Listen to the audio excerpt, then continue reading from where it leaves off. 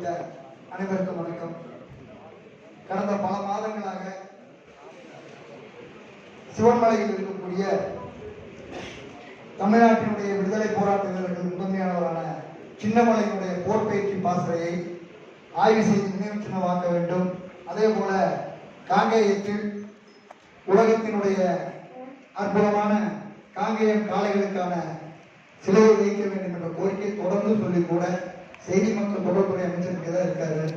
அவருடைய சட்டமன்ற தொகுதிக்குள்ளேயே தான் அது வருது. ஆனால் இன்னைக்கு வரைக்கும் அதன் மீது நடவடிக்கை இல்லாமல் இருக்குது. இதை வருகின்ற சட்டமன்ற கூட்டத்தொடரில் இதை கொண்டு வரக்கூடிய வகையில மாவட்ட ஆட்சித்தலைவருக்கான முன்மொழிதலை கட்டாயம் வழங்க வேண்டும் என்ற கோரிக்கை முன்வைக்கிறோம். அடுத்ததாக நம்முடைய திருப்பூர் மாவட்டத்தில் பல்வேறு விதமான சட்டவிரோதமான வெடிமருந்து செயல்பாடு என்பது பல நடந்திருக்கு. குறிப்பா கோடங்கிபாளையத்தில் ராமகிருஷ்ணன் கல்குவாரிக்கு மட்டும் 880 லாரிகள் அளவுக்கு வெடிமருந்து பயன்படுத்தப்பட்டிருக்குது. எஸ்ஜி கல்குவாரியில் அதே மாதிரி பண்ணியிருக்காங்க. ராஜேந்திரன் குவாரியில் இருக்குது, விஜயலட்சுமி குவாரியில் இருக்குது.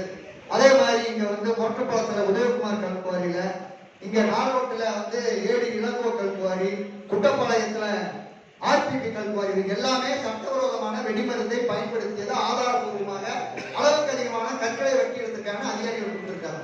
ஆனா இந்த வெடிமருந்து நடமாட்டத்தின் மீது இதுவரைக்கும் ஒரு வழக்குகளும் செய்து அவர்கள் மீது நடவடிக்கை எடுக்கப்பட்டதில்லை. இப்படி இருந்தால் இது எப்படி ஒழுங்கு செய்வது?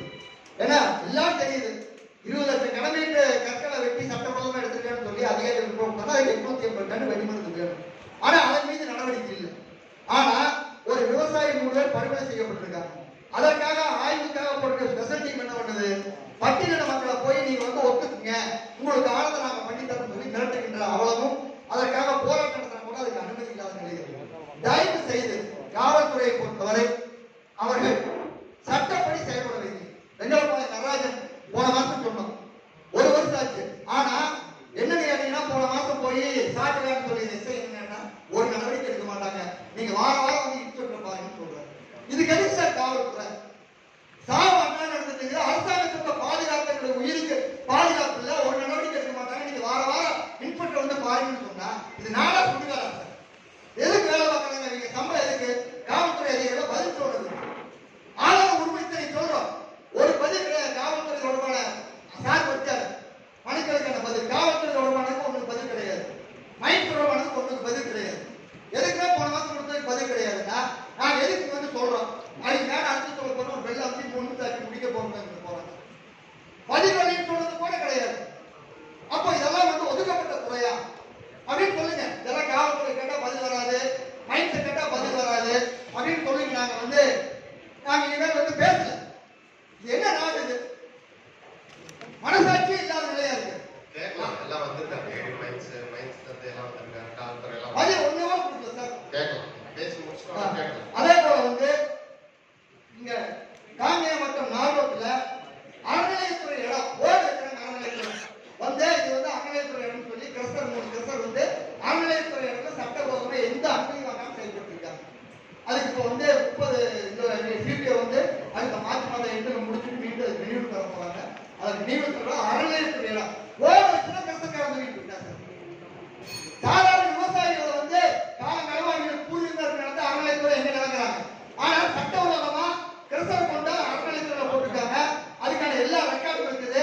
சிவன்மலை சுப்பிரமணிய சாமி கோயில் இடம், அதன் மீது நடவடிக்கை இல்லாமல் இருக்குது. கணேசன் மற்றும் அம்மன் இன்னொன்னு 3 கிறிஸ்தவர்கள் அதன் மீது உரிய நடவடிக்கை எடுக்கணும். அதே போல வெறிநாய்க்கடியில் 844 வெறிநாய், அதுக்கு இழப்பீடு 10,000 கூட 84 லட்சம் ரூபாய். இங்க ஒவ்வொரு கோயில் நான் சொல்றேன், ஏடி இளங்கோ கல்குவாரி மட்டும் 300 கோடி ரூபாய் சார். ஒரு கோயில் நடவடிக்கை எடுங்க. ஆர்பிபி இருக்குங்க, ராமேஸ்வரம் 103. ஒவ்வொரு கோயிலையும் 100 கோடி 200 கோடி சார் சமுதாயத்தை திருடி வச்சிருக்காங்க. ஆனா அவர்கள் மேல நடவடிக்கை கிடையாது. பாதிக்கப்பட்ட விவசாயியை பத்தி எந்த கிளையும் கிடையாது. அதுதான் என்ன சார் இந்த மாவட்ட பிரச்சனை? நம்முடைய திருப்பூர் மாவட்டத்துல பாதிக்கப்பட்ட ஒரு இடத்திற்கு கூட எங்களுக்கு வருத்தமா இருக்கு. எங்களுடைய சட்டமன்ற உறுப்பினர் தான், ஆனா அமைச்சர் எட்டி பார்க்கல. ஈரோடு மாவட்ட அமைச்சர் போய் அவர் எல்லா விதமான பாதிக்கப்பட்ட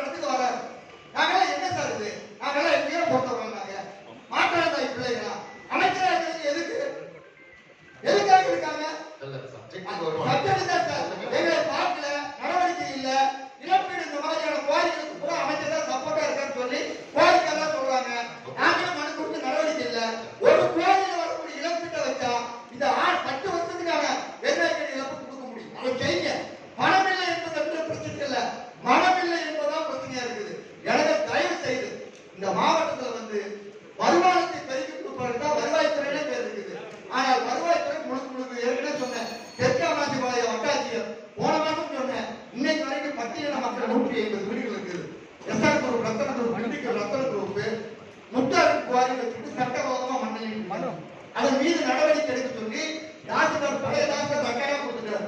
150 மீட்டர்லயே கிட்டத்தட்ட 100க்கு மேல வீட்டு மனைகள் வீடுகள் இருக்கு. இன்னைக்கு வரைக்கும் நடவடிக்கை எடுக்க மாட்டேங்கிறார். அவருக்கு அப்ப எதுக்கு சார் பட்டாட்சியா இருக்காரு? எங்களுக்கு தெரியல. நான் போன முறை கேட்டேன், என்ன நாங்க சொல்லத்தான் சார் முடியுது, எங்களுக்கு சவால் கொடுக்குறோம், உங்களுக்கு மனு கொடுக்குறோம், மனுவுக்கும் பதில் இல்லை, இங்கேயும் பதில் இல்லை. நாம அங்க எங்க போய் சொல்றது முறையில் பழைய தாசில்தார் கொடுத்துட்டாரு சார். புது தாசில்தார் நடவடிக்கை எடுக்கணும்ல, ஃபாலோ பண்ணணும்ல. பஞ்சாயத்து 3 மாசம் 6 மாசம் ஆச்சு, 6 மாசம் கேட்கிறோம், நடவடிக்கை இல்லாம இருக்குது. அதன் மீது நடவடிக்கை எடுக்கணும். அதே மாதிரி இந்த வெங்கல பாலத்துல சட்டபூர்வமா கிணத்துல தண்ணி எடுத்துட்டு போனாங்க, சொன்னாங்க, நிறுத்திட்டாங்க. இப்ப கிணத்தொட்டியா ஆத்தொட்டி கிணறு இருக்குது, கிணத்தொட்டியா போத போட்டு மீண்டும் உள்ள அங்க ஊர் பகுதியில் கொண்டு கிட்டத்தட்ட 1 கிலோமீட்டர் சுற்றுலா தண்ணியை கொடுக்குறாங்க. அந்த தண்ணியை கொடுத்தா அந்த பகுதியுடைய விவசாயம் பூரா மிச்ச நீர் ஏற்கனவே போராட்டம் போச்சு. மிச்ச நீர் விவசாயம் வழிகாட்டு முடிச்சு போயிடுச்சு. அதுக்கு அனுமதி கொடுக்கக்கூடாதுன்னு சொல்லி கேட்டுக்கிறோம். அதே மாதிரி ஊத்துக்குடியில குறிப்பா மொட்டுப்பாளையம் வில்லேஜ்ல இருக்கக்கூடிய ஈஸ்வரன் குவாரி, அதே போல இருக்கக்கூடிய காசாயம் 383 இருக்கக்கூடிய எம்சாண்டால பாக்கியலட்சுமி கிருஷ்ணர், பாலாஜி கிருஷ்ணன் எல்லாமே மிகப்பெரிய பொல்யூஷன் ஏற்படுத்திட்டு இருக்குது. அதன் மீது உரிய நடவடிக்கை எடுக்கணும்னு கேட்டுக்கிறோம். அது மட்டுமல்லாமல் குட்டப்பாளையத்துல திரும்ப இங்க பிடபிள்யூ இருக்காங்க. பிடபிள்யூ நொய்யலாத்தில் இருந்து 50 மீட்டருக்குள்ள அவங்க குவாரி அமைச்சிருக்காங்க. அதை நான் கேட்டுட்டு இன்னைக்கு வரைக்கும் அதை அலைவீடு செஞ்சு தரமாட்டேங்கிறாங்க. பிடபிள்யூ அதிகாரிகளுக்கு டேட் பத்திரியான்னு தெரியல. ஏற்கனவே தப்பா கொடுத்தாங்க.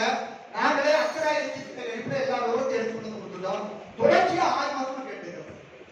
ஏன் அளவீடு கொடுக்க மறுக்கிறாங்கன்னு கேட்டுக்கொடுங்க. அதே போல ஏற்கனவே அந்த ஆர்பிபி குவாரி அளவுக்கு அதிகமா வெட்டி எடுத்திருக்காங்க. அதை லைசன்ஸை கேன்சல் பண்ணணும்னு சொல்லி கொடுத்துருந்தாங்க.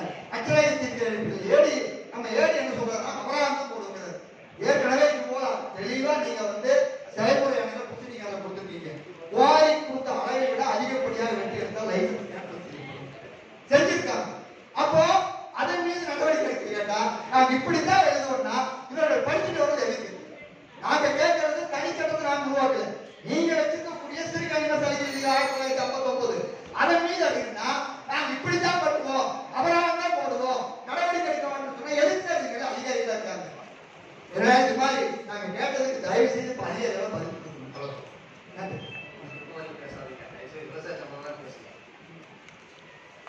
சார். விவசாயம் கூட பாதிக்கப்படுது சார். நீங்க உங்களோட இணைச்சதுதான், தனியா இல்ல. எங்களுக்கு தீர்வு கிடைச்சா பேசவே மாட்டோம். ஆனா தீர்வு கிடைக்காதனால பேசிட்டு இருக்கோம். அதிகாரி பேச சொல்லி